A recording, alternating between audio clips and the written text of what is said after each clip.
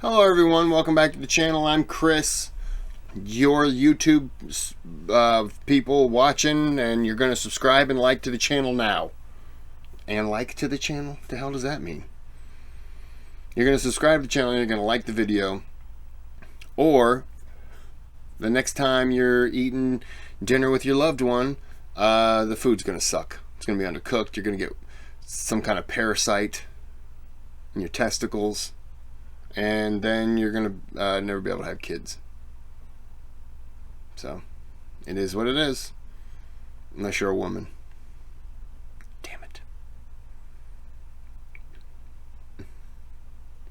I don't know. You're going to get some kind of boob parasite? I don't know. I don't know how things work. I got all my knowledge. Girls have penises, boys have vaginas. Right? I learned that in kindergarten cop. Or it was the other way around. Either way, this is the boy thought, I added the, this is boy thought he saw a ghost, the truth is much worse. This is Mr. Ballen. I'm not Mr. Ballen. I'm Kris. We've already covered this. This is Sam from Holland Request. And we're going to get into this. Wait a minute. Wrong button. Now. Something terrifying out of a window in his house in the middle of the night, but after telling his mom about it, she looked around, didn't see anything, and so told him, you know what, you probably just imagined it. However, years later, that boy and his mother would learn he had not just imagined it. It was very real. But before we get into today's stories, if you're a fan of the strange, dark, and mysterious delivered in story format, then you come to the right place because that's all we do, and we upload once or twice every week. So if that's of interest to you, please spend a nice long day at the beach, and then afterwards make a special trip to the Like Button's house so you can shake out your towels directly into one of their open windows. Also, please subscribe to our channel and turn on all notifications so you don't miss any of our weekly uploads. All right, let's get into today's stories.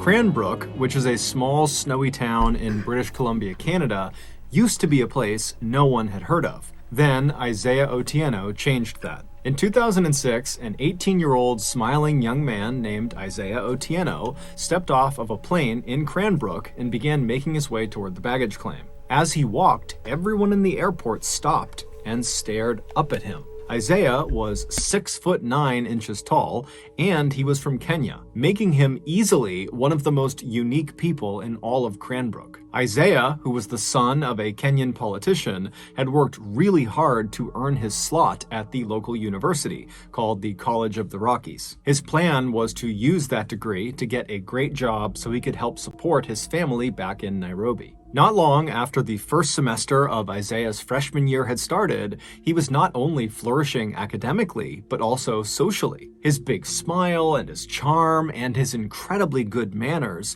had earned him many friends, as well as the nickname the Gentle Giant. But the person Isaiah most closely bonded with while he was in Cranbrook was another student named Isaac Hockley.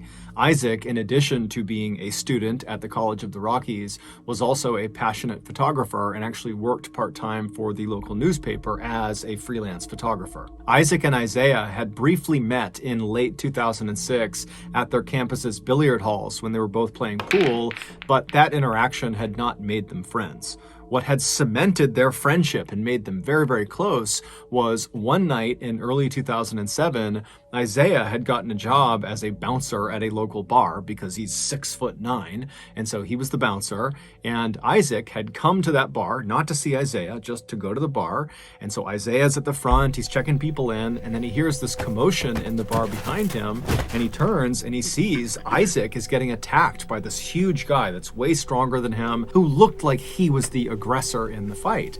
And so without any hesitation, Isaiah turns and just starts galloping into the bar. He's leaping over chairs, he's leaping over tables, and he jumps into the fray, and he fought off Isaac's attacker. And so after the dust settled, Isaac was so thankful for Isaiah, even though Isaiah kind of downplayed it and acted like it was no big deal. But either way, the experience totally bonded these two very different people, and after that, they became totally inseparable. Over the next couple of semesters, the pair would often go off on long rides outside of Cranbrook into the mountains and the forests, and they would just chat. Isaiah would talk about what it was like to live in Kenya and how he was really here to try to be successful like his father, and Isaac would talk to Isaiah about his passion for photography and what it was like growing up in Canada around Cranbrook. On one very memorable drive, the pair were driving at night along this kind of winding road that went through a forest when all of a sudden a moose leapt onto the road and blocked their way. And so Isaac at the last second had to swerve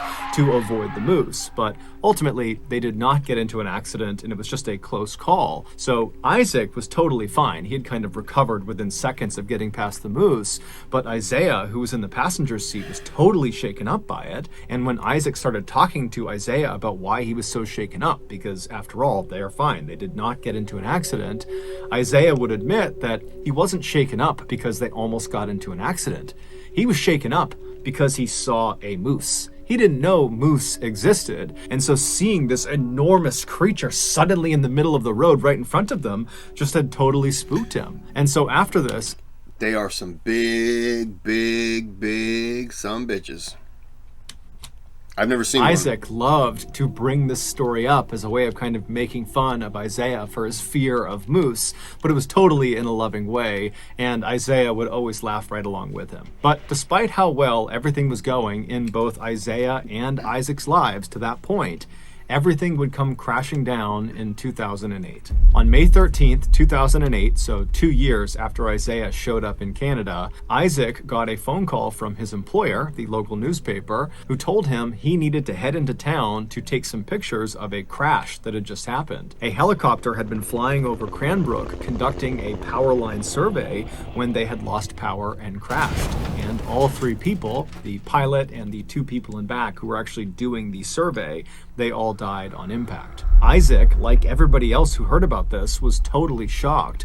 One, because it was totally tragic and horrible, but two, because nothing ever happened in Cranbrook. So to have something so big like this happen right downtown was just unheard of. And so Isaac hopped in his car and he began making his way towards the crash site. And it didn't take long before he saw this massive ring of people right at the intersection between 10th and 14th Street. They were all on the sidewalk and up on buildings, and everyone's just looking in towards this massive mound of jagged metal that was on fire, and all this black smoke was coming off of it. And there's ambulances nearby and police, and the fire department was there, and they're trying to put out the flames, but they can't do it. And so Isaac parks his car and he rushes over to this ring of people, and he works his way towards the front. He pulls out his camera and he began taking pictures, first of the wreckage and the fire, and then also of the police as they put tarps over the bodies. Little did Isaac know, these pictures he was taking were about to take on a whole new significance for him. Earlier that day, just before 1 p.m., Isaiah wrapped up his final class of the day, and after he was done, he remembered he had some letters in his backpack that he had been meaning to mail to his family back in Kenya. And so he decided on his way home, he would make a detour to the post office. When I was 19, I almost died. I mean, it's weird to say this out loud, but I suppose I wouldn't really have it any other way. I was admitted to Duke's Hospital in 2007. I was showing some a detour to the post office, and he would mail those letters. And so he left the building where this final class was, and he stepped out into the bright sunshine of that May day. He put his headphones on, and then he began to walk. At about 1:05 p.m., he arrived at the post office, and he went inside just long enough to put his letters in the mail slot, and then he headed back outside. 1 minute later, at 1:06 p.m., as he was crossing 10th Street, the helicopter above lost power and crashed directly on top of Isaiah. Within seconds, he and the three people on board the helicopter would all be dead. It's believed because Isaiah was listening to music on his headphones, he didn't even hear the helicopter as it was crashing down. He was just walking, and then he was dead. It was a total freak accident. It wasn't until later that day that Isaac would realize the pictures he had taken of this scene included pictures of his friend. sucks. Before we get into our next story, I want to tell you about today's sponsor, HelloFresh. Back when I was 18 years old, I discovered my favorite. On a warm summer night in 1998, a 7-year-old boy named Tyler Florian fell asleep watching TV on his living room couch. Tyler lived with his parents as well as his older brother, Will, who was 10 years old, in a modest 2-story home in a rural neighborhood in West Virginia. That night, Tyler's father, who normally tucked the boys in at night, was out for work. And so after Tyler fell asleep, it was his mother who gently woke him up and encouraged him to head upstairs to his room. And so Tyler, he gets off the couch and he's groggy and he makes his way over to the stairs. He climbs up the stairs and he turns right and heads down the hallway to his room. He goes into his bedroom, he climbs into his bed, and then he falls asleep. In order to understand what happens next, you need to have a good understanding of the layout of the second floor hallway. That hallway stretched from the front of the house all the way to the back of the house. And at either end of this hallway were doors that led outside of the house, and these doors had big windows on them. The front of the house, that door, if you walked out it, you'd be walking out onto a balcony that overlooked the front yard of the property. But if you walked out the back door of this second floor hallway, you would not be walking onto a balcony. You would not even be on the second floor. You'd be basically stepping into the backyard of the house. And the reason for this is because the house was built into a hill. And so the back half of the house is literally underground. It's in the hill. And so there is no door on the lower half of the house because there's just earth behind the door. And so it's that second floor doorway at the end of the hall that serves as kind of like the exit to the backyard of the house. That's kind of how, and I did it in my story or sometime.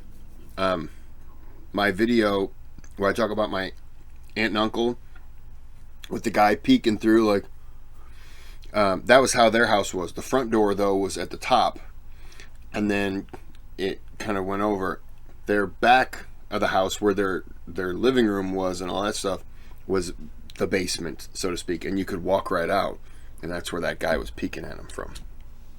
So with that in mind, Tyler, he gets upstairs, he goes to his bedroom, which is towards the front half of this hallway, and he falls asleep. And then only about an hour after falling asleep, he wakes up to the sound of someone using the bathroom. Tyler's bedroom was positioned right across the hall from the bathroom, and his door was open. And so Tyler's laying on his bed, he opens his eyes, and he's looking through his open door at the bathroom. And the bathroom, the door is shut, but he can see there's light coming out from underneath the bottom of the door, so he knows someone's in there. And so Tyler's just laying there watching whoever is in there. He's assuming it's his brother, who has a habit of going to the bathroom in the middle of the night. And so he's just kind of watching, and then at some point he hears the flick of the light as it's turned off, and he sees the light disappear from inside of the bathroom.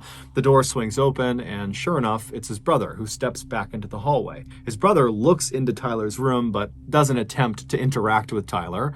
Instead, Will just turns and walks back down the hallway towards his bedroom. And so as Tyler is listening to the sound of his brother's footsteps fade down the hallway, he closes his eyes again and prepares to go back to sleep. But as he's laying there with his eyes closed, he can tell that his brother has stopped short of his bedroom and has turned around and is now walking back up the hallway towards the bathroom and towards Tyler's room. And so Tyler opens his eyes again because he knows his brother is about to be right in front of his bedroom, and he's thinking, okay, maybe he forgot something in the bathroom. And so Tyler decides to just watch to see what his brother does. And so sure enough, Will walks all the way up until he's standing right in front of Tyler's open door. But instead of going into the bathroom, Will walks into Tyler's room. And right away, Tyler sits up and says, hey, what are you doing? What's going on? And his brother, he pauses for a second and he begins to say something that sounds like he saw something out there, but he's hesitant. He doesn't really know how he wants to frame the thing he wants to say. And so Tyler's like, come on, what are you doing? It's the middle of the night. What's going on? And finally, Will just blurts out, I keep seeing Earning a college degree shouldn't take 4 years. With WGU, I can speed up the pace of my education. An accredited university.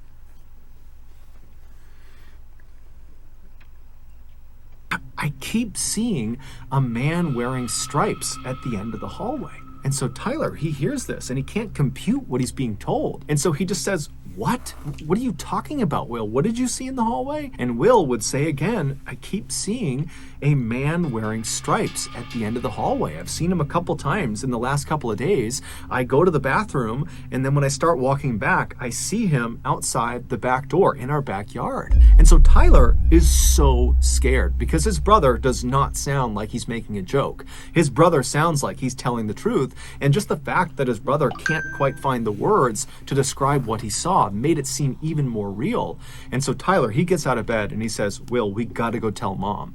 But that required going into the hallway and going down the hall towards where apparently this man in stripes was to get to their mother's bedroom. And so Will, who initially was not that scared of this man in stripes he had seen, was now starting to get pretty panicked in seeing Tyler's reaction to this. And so Will tells Tyler, stay right there, stay in the room. And so Will, he kind of peeks back into the hallway and he looks all the way down, and there is no man in stripes anymore. There's no one in the hall. And so he tells Tyler, the coast is clear, and the two of them run down the hallway all the way right in front of that door that leads into the back of the property where the man in stripes was, and they turn left and they go into their parents' bedroom where just their mother was because their father was out of town. And so they charge in there, they wake their mom up, and they're talking over each other, trying to communicate to their mom that there was a ghost, that there was an intruder, that there was something bad happening around their house. And so finally their mom just tells them to be quiet, and she says, okay, boys, sit on the bed, I'm gonna go have a look around the house. And so the two boys do as they're told. They sit on the bed, and their mom leaves the bedroom. She goes into the hallway, and she looks immediately to her left where the man in stripes supposedly was, and she doesn't see anything. She just looks out into their backyard. There's nothing there. She looks down the other direction, out the front of the house, doesn't see anything. She walks all around the house. She goes outside. She looks everywhere, but she doesn't see anyone or anything. And so eventually she comes back inside the house. She goes up to the second floor. She goes back to her bedroom, and she tells her boys, look, you probably just spooked yourselves. There is no man in stripes. You're totally safe. You're totally fine. Just go back to bed. You probably just imagined whatever you saw. And so Will, who was the one who saw the man in stripes, was very quick to accept his mother's answer.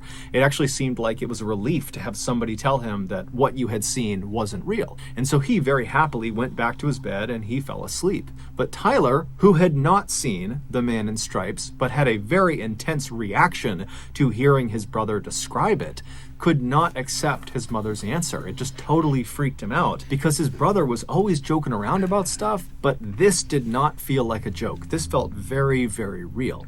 But over the course of the next couple of days, weeks, months, years, Will never claimed to see the man in stripes again, and so pretty quickly, Tyler forgot about it. Fast forward 11 years to 2009, so Tyler is now 18 years old, and he and his mom were out in the car running some errands.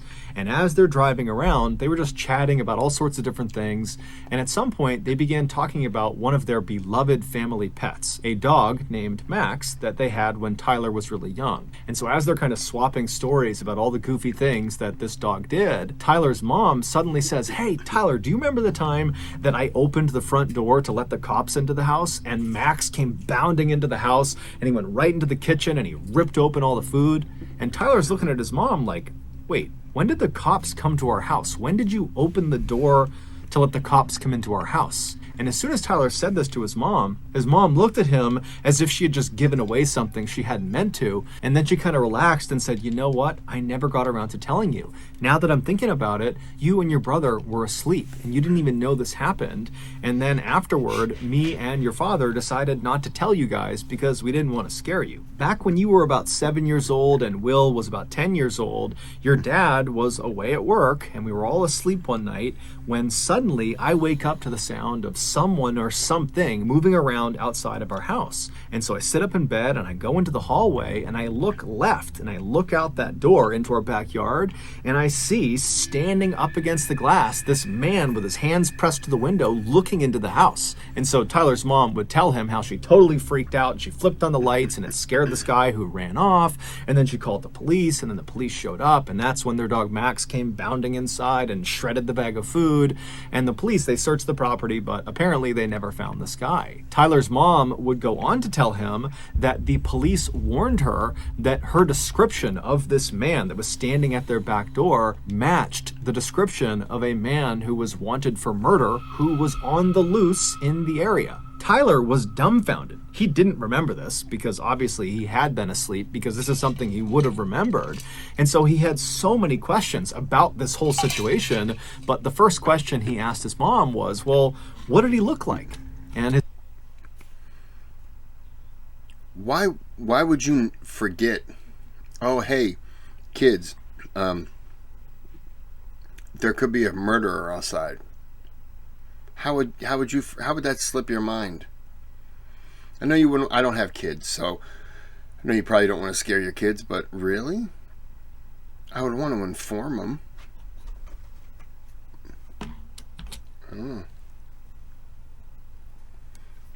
Sorry, I'm eating chewy candy. His mom said, well, you know, he was tall, he had dark hair, he had blue jeans on, and oh, you know what? He had a striped shirt on.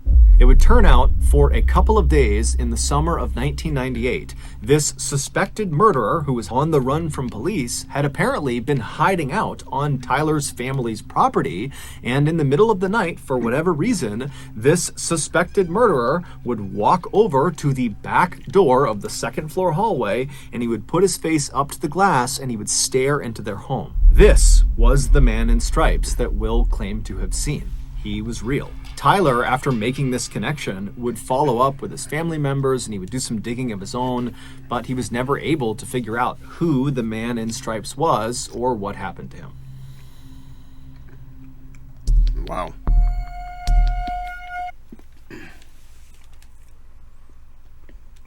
Boy meets girl. Girl likes boy. Boy thinks it's love. Cue romantic montage, blah blah. Boy doesn't want to fly home, tears, yada yada. Skipping over the juicy bits to get to the really juicy bit, which is this.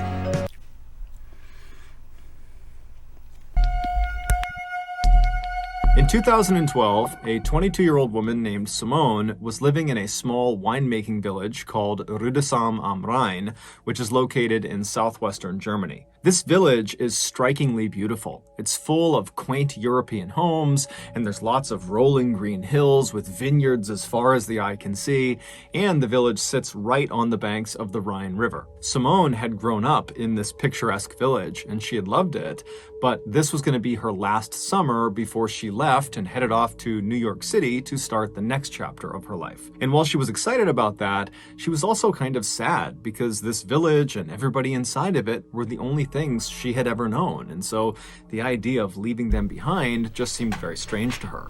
But instead of focusing on the kind of growing anxiety around her imminent departure from Germany, she focused on what she would be doing that summer while she was still in Germany. Some of Simone's fondest memories of her childhood were of her time spent at summer camp. And this summer camp was located in this forest that was not far from her village. And every summer in July, Simone, along with about 200 other kids from her village and from neighboring villages, would converge on the campgrounds in the forest for 2 weeks of playing games and going on scavenger hunts and putting on stage plays and just generally having a really good time. But when Simone became a teenager and was too old to be a camp attendee, she decided she would volunteer and be a camp counselor. And she found it was awesome. She immediately connected with the other camp counselors and she felt all grown up, having a real job, and she loved goofing around with all of the kids. And so every summer since that first time volunteering, Simone had gone back and volunteered again. And this summer was no different. So in mid-July of that year, Simone packed up her things and she headed off to the forest. The way this camp worked was the 200 plus kids that were attending the camp, they would get dropped off in the mornings each day by their parents and they'd play and run around all day. And then in the late afternoon, their parents would come back and pick them up. So none of the kids were sleeping over at the camp during these 2 weeks. However, the 30 plus counselors, they would just stay at the camp for the full 2 weeks. They would just sleep in tents out in the forest. Technically, the reason they did this was to make sure they had enough time in the morning to prep the campgrounds for the kids, and then also in the evenings to have enough time to clean up and kind of have it ready for the next day. But in reality, Simone and the other counselors all knew that the camping out in the forest was the best part of the volunteer experience. After all the kids went home for the night, all of the counselors would finish up all of their duties and then rush off into the forest where their tents were and where there was a fire pit, and they would have some beers and wine because the legal drinking age in Germany is actually 16. So all these counselors are having a couple of drinks, and then before long they'd be laughing and telling stories and just generally having a great time. So that July in 2012, Simone and the other counselors arrived at the campgrounds a day early, and they caught up with each other and they prepared the campground. And then the next morning, all the kids showed up and everything went off without a hitch. And then that afternoon, after all the kids had been picked up by their parents, Simone and the other counselors rushed to finish up all their duties and then headed off into the woods to enjoy their first night hanging out together. After a couple of beers had been passed around the campfire, everybody was in good spirits and laughing and telling stories, but pretty quickly people started to fade and get tired because, it was their first day back at camp and it had been a long, tiring day, and so people very gradually began retiring to their tents to go to bed. And eventually Simone too had crawled into her tent and gotten onto her cot to try to sleep herself, but she found that night it was so hot she couldn't be in her tent. It was stifling inside of there. And so she decides she's just gonna sleep out in the open where it's a little bit cooler. And so she picks up her fold-up cot and she brings it out into the open, and she sees there are several other counselors who have done the same thing. And so she puts her cot down next to one of her good friends who's already asleep in her cot, and then Simone climbs into her cot, she gets under her covers, and she tries to fall asleep. But for the next hour, Simone just tosses and turns, she can't get comfortable, and by that time, everybody else has completely passed out. So it's just her, she's counting down the time until she has to get up again to start the next day, and so she's getting stressed about that. But eventually, she would fall asleep. However, she would immediately be thrust into one of the most visceral and intense nightmares she had ever had in her entire life. In her dream, she opens her eyes and she looks out in front of her, and it's this desert city, and there are hundreds of people all in front of her, just standing there looking up at her. And then she notices on her left and on her right are these two men, these big, huge men that are both working on something behind her. She doesn't really know what it is, but they're obviously busy doing something. And she kind of glances up at one of them and she notices he's holding something that looks like a wreath, like a holiday wreath you would hang on your door. And so Simone looks away from the guy with the wreath and just looks back out at this huge sea of people, which is totally bizarre because no one's moving, no one's making any sound, they're just staring at her. And then she feels this shooting pain in the top of her head. The man who was standing on her right was not holding a holiday wreath. He was holding a crown of thorns, and now he, along with the guy on the other side of her, were working together to press this crown of thorns into her head. And so Simone is feeling the thorns being pressed deeper and deeper into her scalp. Sorry. And she tries to fight them off. Sorry, I had to move my keyboard so I could grab something. Sorry. Okay. But she realizes she can't move. She can't even turn her head to look at them. She can only see them out of her periphery vision. And then she tries to scream out for help to someone in the crowd to come help her, but when she opens her mouth, no sound comes out. And so as she's sitting there, all she can do is stare straight out ahead of her as the pressure of these thorns are driven deeper and deeper into her skin. And then at some point, blood begins dripping down in front of her eyes, and around that point, the pain became so blinding, so awful, that it woke her up. And as soon as she woke up, she shot up and she reached for her head to make sure there was no crown of thorns on her. And as she's doing that, she's thinking, okay, phew, it was just a dream. That was just a horrible dream. I'm in this forest. I'm good. I'm safe. And as she's kind of patting on her head, she's realizing her head is wet. And as she's touching her head, she's realizing it hurts. There's a stinging pain in her head. And then she realizes it's not just a stinging pain, it's a throbbing, intense pain all over her head. And so as she's kind of having this realization that her dream is now kind of segued into her real life, she looks out ahead of her and she sees off in the distance in the tree line, something is running through the woods. She can't tell who or what it is, but she makes a mental note that there is someone running away from them. But this pain in her head has gotten so intense that she can't focus on anything else. She can only focus on the pain. And as she's thinking about how much her head hurts, she screams in pain. And the girl who was laying next to her that had been asleep, she wakes up to the sound of the scream, but it's totally pitch black. She has no idea what's going on with Simone. And so this girl, she sits up and she's trying to get Simone to tell her what's going on, but Simone has no idea. She's totally frantic. She can't really make sense of what's happening.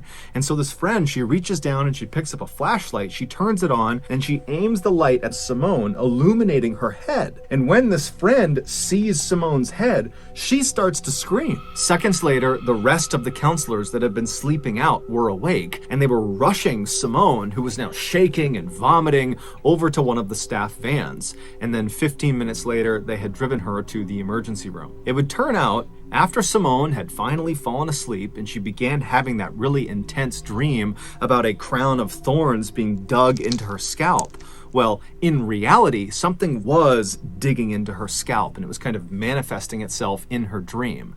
And what was digging into her scalp was the jaws of a fox. This fox had snuck into the campsite and walked right up behind Simone and just started eating her head.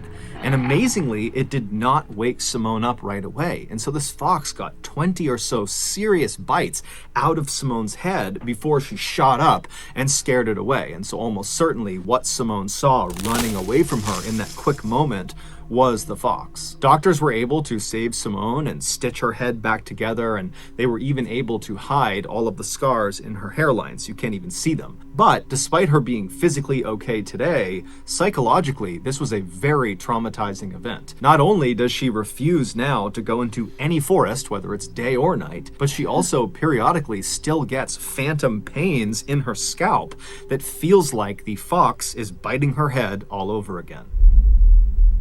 So that's going to do it, guys. If you got something out of today... Okay, yeah, that took a turn. I wasn't expecting that. I was expecting there was going to be like a weird guy that was like carving her head or something and just eating the skull meat right in front of her, just like, yeah, that was weird. Okay, so that happened. Certainly wasn't a crown of thorns. Teeth. Damn. You gotta be a heavy sleeper. I can hear shit a block away. I'm just like, huh? I mean,